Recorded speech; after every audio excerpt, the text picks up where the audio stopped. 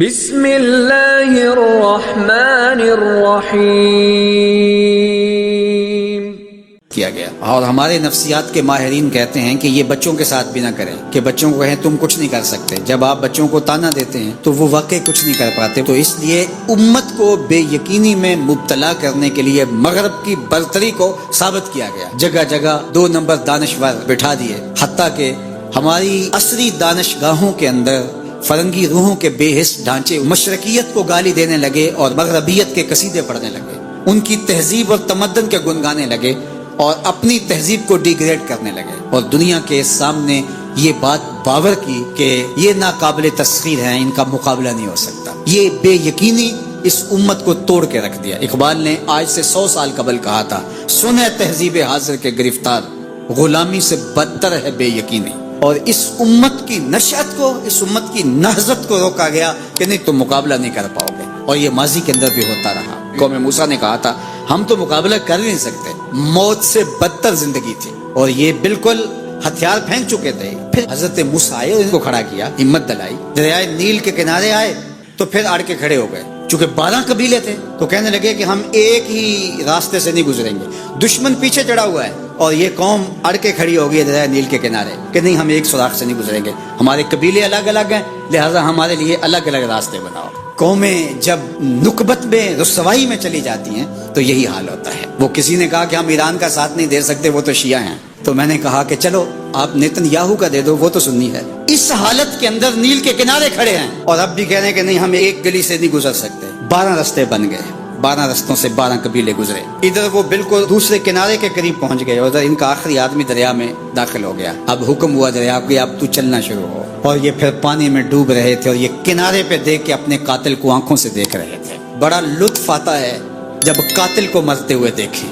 آج کل بڑا مزہ آ رہا ہے، آج کل بہت خوشی ہو رہی ہے۔ یہ آج ہی مجھے کسی نے بھیجا کہ اسرائیل کے وزیر ثقافت نے ایک ہاسپٹل پہ کوئی میزائل لگا ہے، اس کی کوئی دیوار گر گئی ہے، تو اس نے کہا کہ یہ انسانیت تو نہیں ہے۔ میں نے کہا جب تم نے بچوں کو بھی کھینچ کے نکالا تھا اور آکسیجن کی نالیاں بھی توڑی تھی اور بم برسائے تھے، ان کی رگوں کے اندر بھی سرخ خون دوڑتا تھا، وہ بھی انسان تھے، تم اتنی جلدی بھول گئے، تم نے 80,000 لوگوں کو پیس کے رکھ دیا اور آج تمہیں مزہ آیا۔ میاں ابتدائے عشق ہے، روتا ہے کیا؟ آگے آگے دیکھیے ہوتا ہے کیا؟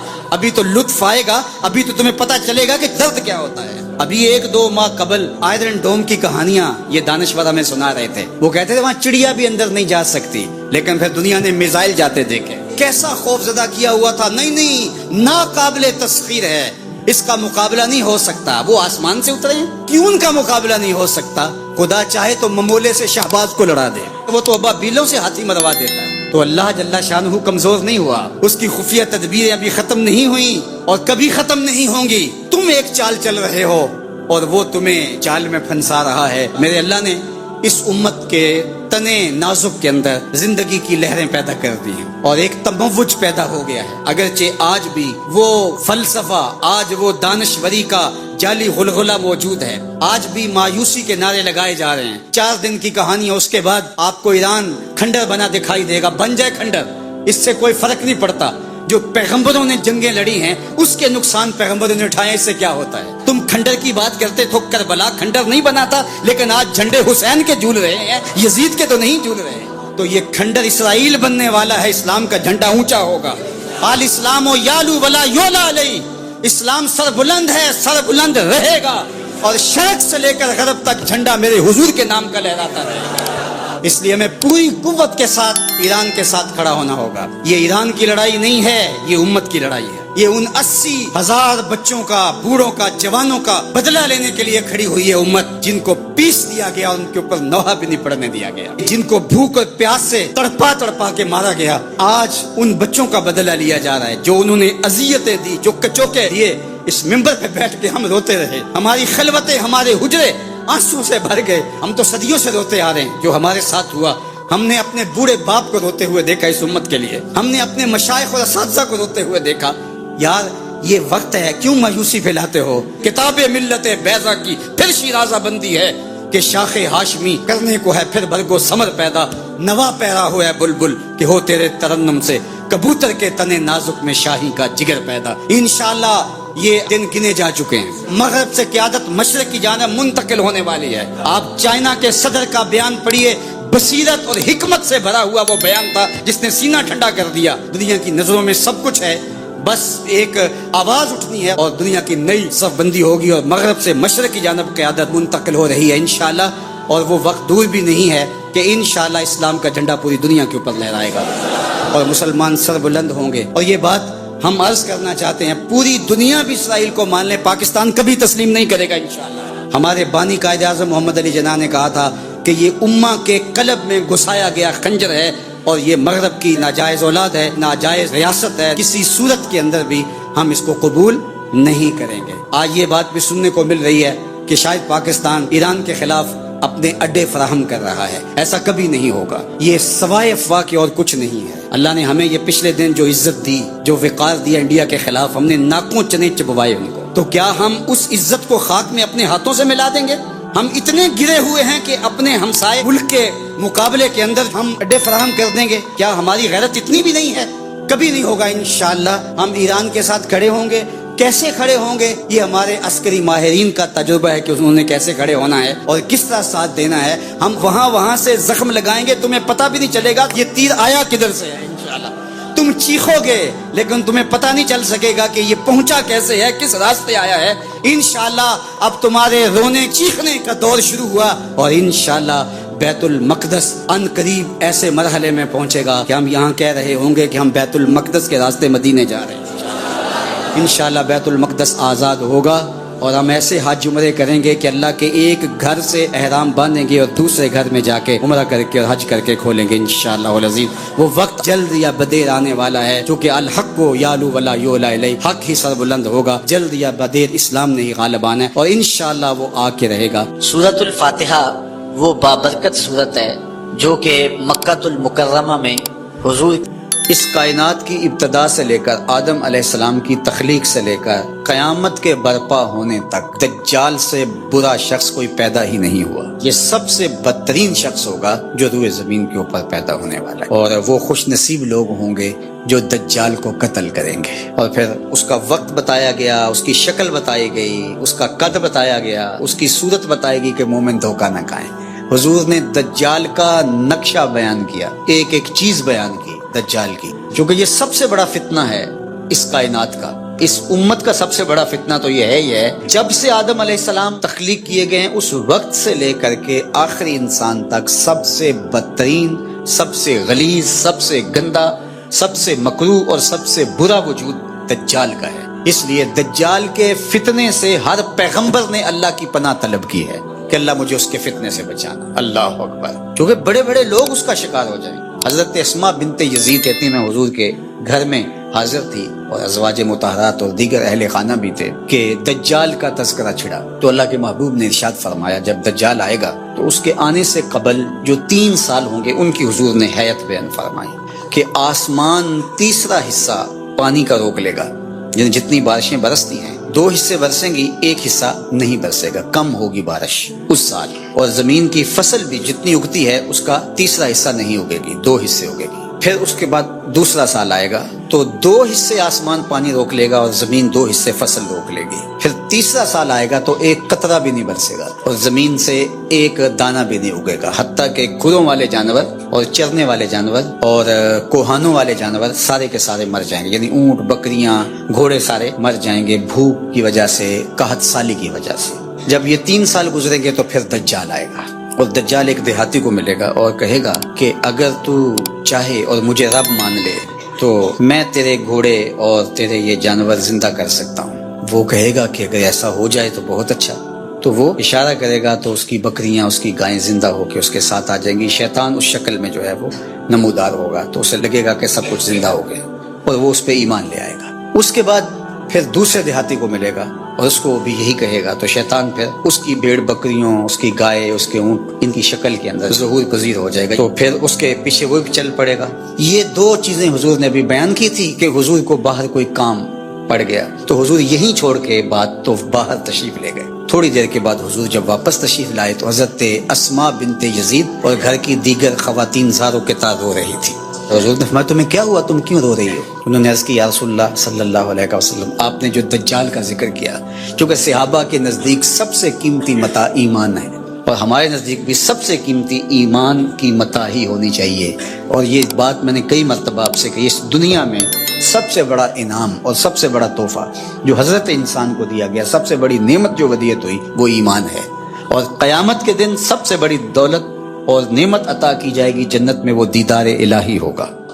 جو یہاں ایمان سے محروم ہے وہ ہر خیر سے محروم ہے، اور جو ایمان کی دولت جس کے پاس ہے تو اگر اس کو دنیا کی کوئی چیز نہیں ملی تو وہ کنگال نہ سمجھے، چونکہ ایمان کی دولت اس کو نصیب ہے۔ مومن ہو اور پھر کہے میرے پاس یہ نہیں، میرے پاس یہ نہیں، میرے پاس یہ نہیں، میرے پاس یہ نہیں، تو یہ مومن کو نہیں جچتا۔ وہ اس پہ مطمئن رہے کہ یہ وہ دولت جو بڑے بڑے لوگوں کو نہیں عطا کی، اللہ نے اس عاجز اور فقیر کو عطا کر دی۔ تو صحابہ تو شکریہ ادا کرتے تھے، اور جب سنا کہ ایسے ایمان سستے سودے میں گائے اور بکریوں کی بس چلا جائے گا تو صحابیات رونے لگیں، تو اللہ کے محبوب صلی اللہ علیہ وآلہ وسلم نے ارشاد فرمایا کہ اگر دجال میری موجودگی میں آ گیا فرمایا فکر نہ کرو میں نپٹ لوں گا، اور پھر آقا کریم نے ارشاد فرمایا کہ اگر میرے بعد آتا ہے تو پھر ہر مومن کا اللہ خلیفہ ہوگا، یعنی اللہ اس کی طرف سے اس کی حفاظت فرمائے گا۔ اور حضرت اسماء بنت یزید کہتی ہیں کہ میں نے عرض کی یا رسول اللہ صلی اللہ علیہ وسلم آج بھوک برداشت کرنا ہمارے لیے بہت مشکل ہے، یعنی اگر کھانا نہیں ملتا تو بھوکا آدمی کیا کچھ نہیں کر گزرتا، بھوک ضمیر بیچنے پہ مجبور کر دیتی ہے، آپ نے دیکھا لوگ گردے بیچنے پہ مجبور ہو جاتے ہیں، تو بھوک پر لوگ ایمان کیوں نہیں بیچیں گے؟ آج جب کہ آپ سامنے ہیں تو بھوک تنگ کرتی ہے تو بے تاب ہو جاتے ہیں، اور صدیوں کے بعد جب خوشحالیاں آ جائیں گی اور دجال یہ پیکج لے کے آئے گا، اس وقت مومنوں کا مسلمانوں کا کیا حال ہوگا؟ جب اتنے فاقے ہوں گے، 3 سال تک کچھ کھانے کو نہیں مل رہا ہوگا، تو پھر کیا بنے گا؟ یہ پریشانی اس نے تڑپا دیا ہے۔ تو اللہ کے محبوب نے فرمایا سنیے، ان کو وہی خوراک کفایت کرے گی جو آسمان والوں کو کفایت کرتی، تو یہ ہمتن گوش ہوگی کہ وہ کون سی غذا ہے کہ اس غذا کے بدلے میں ان کو غذا دی جائے گی۔ تو آقا کریم نے فرمایا من التسبیح والتقدیس، یہ سبحان اللہ پڑھیں گے، اللہ کی تقدیس بولیں گے، جو فرشتے اللہ کی تسبیح تقدیس پڑھتے ہیں، یہ سبحان اللہ، الحمدللہ، اللہ اکبر، یہ تسبیح و تقدیس بولیں گے، ان کی بھوک مٹتی چلی جائے گی، اللہ ان کی مدد فرمائے گا۔ تو پھر مومن کی غذا تسبیح و تحلیل، تقدیس، اللہ کی عظمت کے ترانے، اللہ اکبر۔ اس لیے ہم نے بزرگوں کو دیکھا ہے کہ ان کو کھانا بھی یاد نہیں رہتا تھا حضور کی حدیثیں پڑھتے ہوئے۔ یہ وقت تو گزر گیا اور گزر رہا ہے تیزی کے ساتھ، یہ تو کس کو یاد رہتا ہے؟ ان کو کھانا تک یاد نہیں رہتا تھا، وقت گزر جاتا، ان کو جھنجھوڑ کے کہتے میاں فجر کی اذان ہو رہی ہے، اٹھو ذرا۔ تو یہ ہمارے بزرگوں کی کہانیاں دل آویز ہے، اور واقعی اللہ کا ذکر پیاس بھی مٹا دیتا ہے اور بھوک بھی مٹا دیتا ہے اور تسکین قلب کا سامان کر دیتا ہے۔ آج سے تقریباً 1 صدی قبل اس امت پر بے یقینی کی کیفیت کو مسلط کیا گیا، اور ہمارے نفسیات کے ماہرین کہتے ہیں کہ یہ بچوں کے ساتھ بھی نہ کریں، کہ بچوں کو کہیں تم کچھ نہیں کر سکتے۔ جب آپ بچوں کو تانا دیتے ہیں تو وہ واقعی کچھ نہیں کر پاتے، تو اس لیے امت کو بے یقینی میں مبتلا کرنے کے لیے مغرب کی برتری کو ثابت کیا گیا، جگہ جگہ 2 نمبر دانشور بٹھا دیے، حتیٰ کہ ہماری عصری دانشگاہوں کے اندر فرنگی روحوں کے بے حس ڈھانچے مشرقیت کو گالی دینے لگے اور مغربیت کے قصیدے پڑھنے لگے، ان کی تہذیب اور تمدن کے گن گانے لگے اور اپنی تہذیب کو ڈیگریڈ کرنے لگے، اور دنیا کے سامنے یہ بات باور کی کہ یہ ناقابل تسخیر ہیں، ان کا مقابلہ نہیں ہو سکتا۔ یہ بے یقینی اس امت کو توڑ کے رکھ دیا۔ اقبال نے آج سے 100 سال قبل کہا تھا، سنے تہذیب حاضر کے گرفتار، غلامی سے بدتر ہے بے یقینی۔ اور اس امت کی نشأت کو، اس امت کی نہضت کو روکا گیا کہ نہیں تم مقابلہ نہیں کر پاؤ گے، اور یہ ماضی کے اندر بھی ہوتا رہا۔ قوم موسیٰ نے کہا تھا ہم تو مقابلہ کر نہیں سکتے، موت سے بدتر زندگی تھی، اور یہ بالکل ہتھیار پھینک چکے تھے۔ پھر حضرت موسیٰ آئے، ان کو کھڑا کیا، ہمت دلائی، دریائے نیل کے کنارے آئے تو پھر اڑ کے کھڑے ہو گئے، چونکہ 12 قبیلے تھے تو کہنے لگے کہ ہم ایک ہی راستے سے نہیں گزریں گے، دشمن پیچھے چڑھا ہوا ہے، اور یہ قوم اڑ کے کھڑی ہو گئی ہے دریائے نیل کے کنارے کہ نہیں ہم ایک سوراخ سے نہیں گزریں گے، ہمارے قبیلے الگ الگ ہیں، لہٰذا ہمارے لیے الگ الگ راستے بناؤ۔ قومیں جب نکبت میں رسوائی میں چلی جاتی ہیں تو یہی حال ہوتا ہے۔ وہ کسی نے کہا کہ ہم ایران کا ساتھ نہیں دے سکتے، وہ تو شیعہ ہیں، تو میں نے کہا کہ چلو آپ نیتن یاہو کا دے دو، وہ تو سنی ہے۔ اس حالت کے اندر نیل کے کنارے کھڑے ہیں اور اب بھی کہہ رہے ہیں کہ نہیں ہم ایک گلی سے نہیں گزر سکتے، 12 راستے بن گئے، 12 रस्तों से 12 कबीले गुजरे। इधर वो बिल्कुल दूसरे किनारे के करीब पहुंच गए और इनका आखिरी आदमी दरिया में दाखिल हो गया। अब हुक्म हुआ दरिया को, अब तू चलना शुरू हो। और ये फिर पानी में डूब रहे थे और ये किनारे पे देख के अपने कातिल को आंखों से देख रहे थे। बड़ा लुत्फ आता है जब कातिल को मरते हुए देखें। आजकल बड़ा मजा आ रहा है, आजकल बहुत खुशी हो रही है। ये आज ही मुझे किसी ने भेजा कि इसराइल के वजीर सकाफत ने एक हॉस्पिटल पे कोई मिसाइल लगा है, उसकी कोई दीवार गिर गई है, तो उसने कहा कि ये इंसानियत तो नहीं है। मैंने कहा जब तुमने बच्चों को भी खींच के निकाला था और ऑक्सीजन की नालियां भी तोड़ी थी और बम बरसाए थे, उनकी रगों के अंदर भी सुर्ख खून दौड़ता था, वो भी इंसान थे, तुम इतनी जल्दी भूल गए। तुमने 80,000 लोगों को पीस के रख दिया और आज तुम्हें मजा आया। मियाँ इब्तदाए इश्क है, रोता है क्या? आगे आगे देखिए होता है क्या।